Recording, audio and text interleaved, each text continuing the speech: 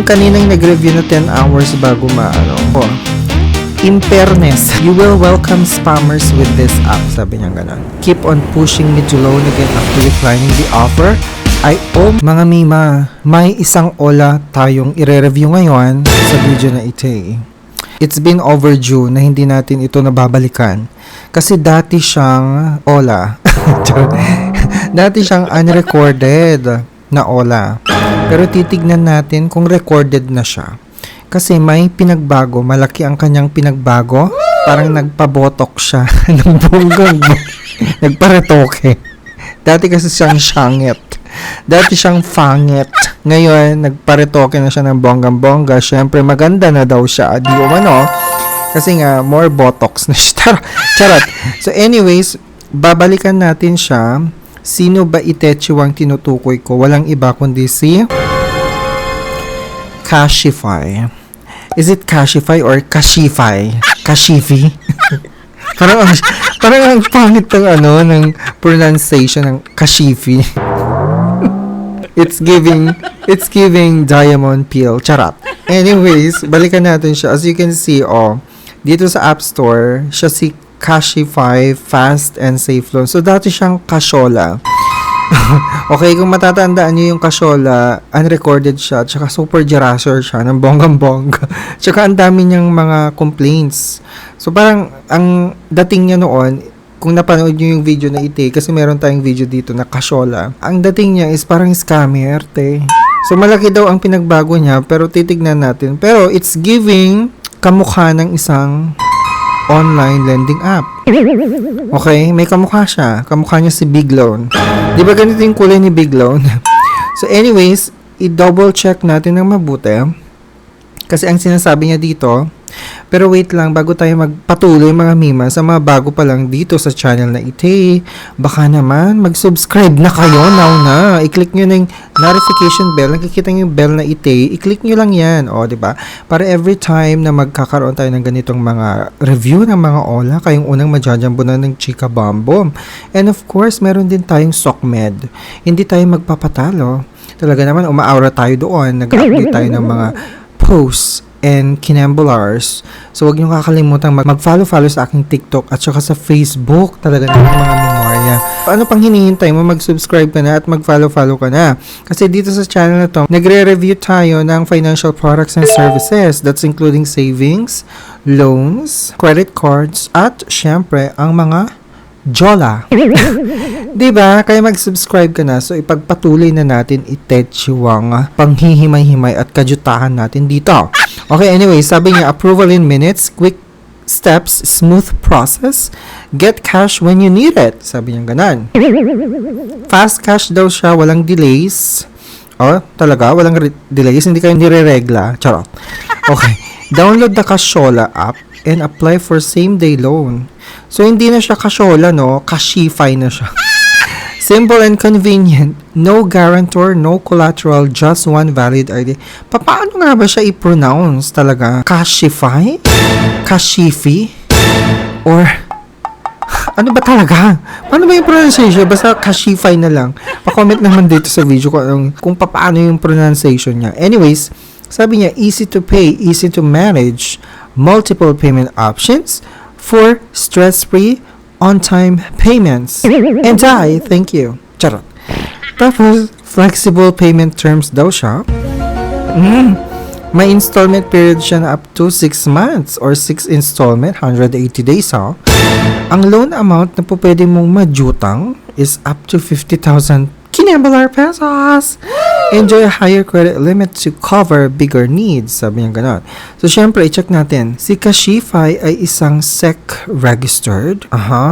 Under siya ni Sun Loan Lending Investors. Talaga? I-check nga natin yung website ng SEC kung recorded talaga siya. I-double check nyo rin sa ending nyo. Under siya ni Sun Loan Lending Investors Corporation. So, nandito tayo sa website ng SEC, Sun Loan, Sun Loan Investors Corporation. Ay, andyan siya number 99. Sun Loan Lending Investors Corporation. Ang kanyang Ola is si Kashify at saka si Finhawa. Finhawa. So as of today April 22, 2026 at 3:06 a.m. O, detalyado madaling araw tayo. Nag-film, diba? Recorded siya, mga mima, recorded as you can see naman. Siyempre, may registration of authority siya, and then, tignan niyo mabuti, hindi ba yung kanyang pagkakakilanlan. Kashify is your partner for cash loan. It is one of the unique fintech platforms in the Philippines. Philippine talaga, walang S, to provide you safe and convenient cash loan service online, whenever and whatever. Check nyo mabuti. So, nandito yung kanyang address. Taga ano siya, 12th floor, Asiana, 3 Building, Macapagal Avenue. Ay, sa Pasay. Talaga? Okay. Tapos may 4.7 rating siya, tita. Yan ang ating aalamin. So, ang mga sinasabi ng mga borrowers, syempre napakalaga din naman talaga na mag-check din tayo ng mga reviews ng mga nakajutang na. Ano ba yung mga experiences nila? Para at least naman hindi ba ma-adapt natin at magkaroon tayo ng idea kung sino ba talaga itong Ola na ite. Sabi dito, may 5-star. Low interest. Okay. Sabi niya, first loan ko, eto dito. In fairness, mababang interest and walang deduction sa amount na marireceive mo. Nakapag-loan ako ng 2.4 and had to pay 2,761, which is not bad. If you need extra funds, sabi niya. Medyo matagal lang makredit yung funds. It took 10 hours. Bago ko na-receive, pre-approval pa siya, kaya not guaranteed na makakapag-loan ka. Update ko na lang if may ma-experience pa akong iba, sabi niya. Okay, maganda yung review na yon. Tignan naman natin yung iba. So, may nag 1 star. You will welcome spammers with this app, sabi niya gano'n. Tried it once and used my new postpaid line number. After registering, receive so many text messages offering loan from different numbers. Okay, block the number each time but more and more are coming in from different numbers. Sabi niya, I was trying to delete my account from this app hoping the spam will stop but no button to confirm the deletion of the account. Until now, still receiving 3 to 5 texts from different numbers daily. Hindi maganda yun No to loan app moving forward for me for my peace of mind, sabi niya. Siguro may mga partner itong Ola na ito na ewan ko kung paano yung ginagawa nila doon. Bakit ang dami-dami nilang text messages na nag-o-offer. Siguro mga marketing yon offers, 'di ba? Coming from other lenders din. So, hindi na yan bago sa mga Ola, 'di ba? Tapos may nagsabi pa dito, 1 star. Hourly AI harassment. Stay away, sabi niya. I paid my 1-2 loan in full, but the nightmare starts. I am now getting AI-generated voice calls almost every hour and 3 to 4 spam texts every single day. They use different numbers every time, so blocking is useless. So parang similar dun sa kanina. Sa borrower kanina, they are also sending suspicious links to my SMS. This is a total invasion of privacy and mental harassment. Keep on pushing me to loan again after declining the offer. I almost at my limit to report Sun Loan Lending Investors Corp to the SEC and NPC.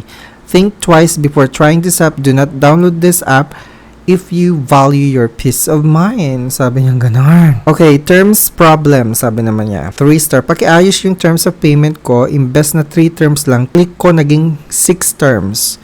Noong na-review ko na yung amount, sobrang unfair. Sobrang taas ng interest. Mahigit pa sa double ng principal amount. Nag-email ako sa inyo at nag-message sa customer service pero down. Taas na nga ng interest nyo, hindi pa tumataas ang loan kahit maaga ka nagbayad. Tapos ganito pa nangyayari, imbes na 1K na utang ko, 3 terms, 1,350 lang ginagawa nyo. 6 terms naging 2,000 plus. Ayoko na mag-compute. Compute nyo na lang, nakakaloka naman. So may Sabi din dito, 5 star. Change it after I got approved. Fast and reliable daw siya. May nagsabi din to fast transaction. Low interest and reliable. Siguro mga Ola agent din nila ito.